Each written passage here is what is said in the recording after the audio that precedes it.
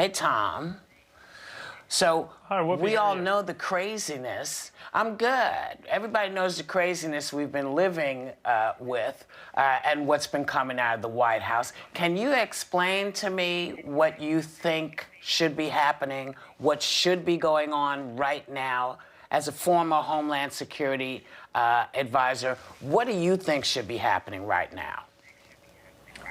Yeah, that's a great question. So I think the best way to say it is a public health expert, friend of mine, he says it this way: we have a second bite at the apple that we can take. You know, we're talking a lot about the first bite at the apple and whether we did it fast enough and well enough. But now the second bite at the apple is to try to, at the end of April, step away from all of these restrictions in a smart fashion so that we don't reignite and have a second outbreak. And I think that's going to require a whole galvanization, a whole movement of people. You know, think about how big our country is, and think about how large of a mobilization of people it will take to do wide-scale testing, and we don't have enough testing yet, and to do wide-scale contact tracing, to trace back everybody who's sick to everyone they've been in contact with and everybody they've been in contact with. And think about doing that plus testing people to see who's already been sick with the serum antibody test, and then put it all together in a way that allows us to come back out instead of in a blind fashion, but in an informed fashion, and in a way that allows some towns and cities to come out before others. And that's going to require us to use these 30 days in a way that's really almost a mobilization to war that we've been talking about. And so I think some people are starting to think, well, just 30 more days to recovery, and then when we're done, we'll all come back out. But I think that's a mistake. I think you're right. It's overwhelming. You know, you were sounding the alarm about this back in January when you tweeted that the coronavirus outbreak in Wuhan, China was going to be a global health threat. Now, we know that intelligence reports from January and February seemingly were ignored by the Trump administration. So why didn't they take this threat seriously in the first place? And wouldn't that have prevented this enormous number of people who are dying and who are projected to die because of this virus?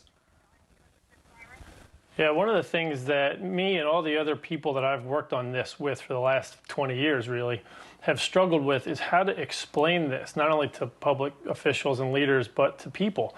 It's so foreign to people. You know, we started out by saying this is like an iceberg and you're only seeing the tip of it, but that didn't really register. And then we said it's like looking at a star, you know, that principle of the light you see in that star left it years ago. But then, you know, that didn't quite work. A little too poetic, they told me. And then we finally stumbled on fire because it grows exponentially and people are familiar with it and they don't think it's a panic-inducing thing. You know, when there's a small fire on your stove, you yell fire because there's still time to do something about it. And people understand that, they can see it. In this case, when some of the public health officials were yelling fire by equivalent, a lot of people looked around and didn't see any evidence of anything on fire. It was hard to kind of internalize that we might have exponential growth, things that don't grow linearly, but rather by functions of 10. You know, I still don't think people really have their heads wrapped around that. The number of deaths in New York, tragically, are going to go up, I think. I don't predict this, but it's the properties of the virus would suggest those death tolls are going to go up considerably. And so once you get past that and you try to educate people to things that are kind of not normal to see and to hear and to learn, then you have to move into the second question of, well, wouldn't that have prevented? And I'm not so sure that that's true. So on that front, we're going to have to wait and see a little bit on how things happened and when. It looks like, although there could have been more, it looks like we had this kind of global blanket, you know, national shutdown in time to prevent a lot of spread in a lot of communities, sans New York and parts of California. So it'll be a mixed bag on what we could have done and what would have achieved. Tom, President Trump has defended his efforts in battling the coronavirus outbreak. The administration has often given itself, I think it was like a 10 out of 10. What do you think are the things that he did get right? Well, you know, one of the things that we got right together as a country was this complete embracing of, and not everybody followed it, but the notion of leaders embracing this social distancing practice.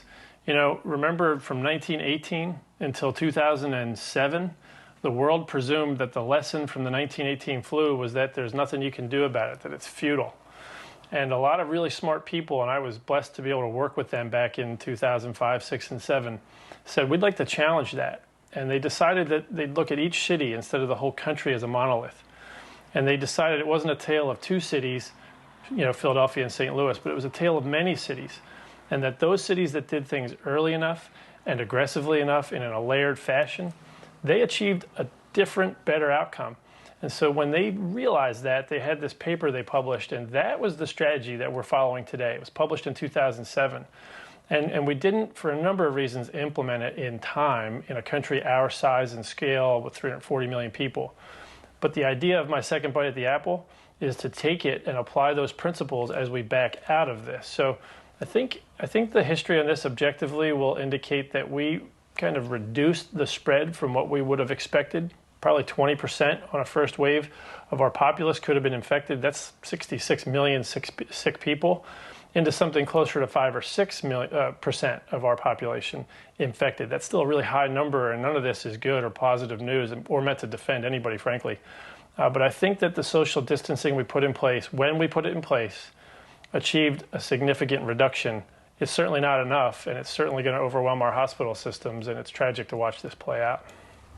Talking about hospital systems, several states are warning that in a few weeks they will be out of supplies. And President Trump has said that the national stockpile of medical equipment, respirators, masks, ventilators, is nearly depleted.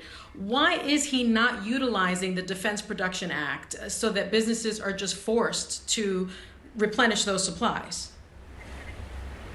Yeah, the Defense Production Act is key, but its use is the harder part, right? I've had some experience with this. This is a massive, complicated logistics challenge at this point.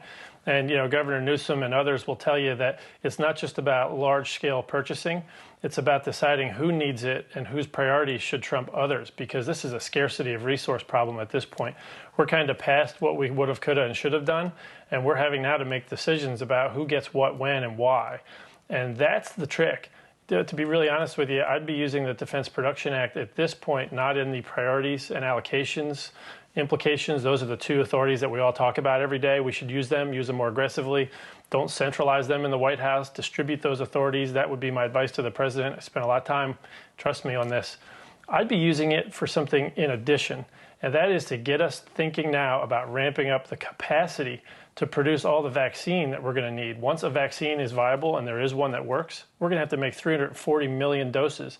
And every other country is going to be making their vaccines for their people, so we can't depend on even our allies in that circumstance. So, if we're going to run into a good vaccine and no ability to mass produce it, or at least not quickly, we're going to extend this pain for, unnecessarily another 6 or 7 months, and I hope that doesn't happen.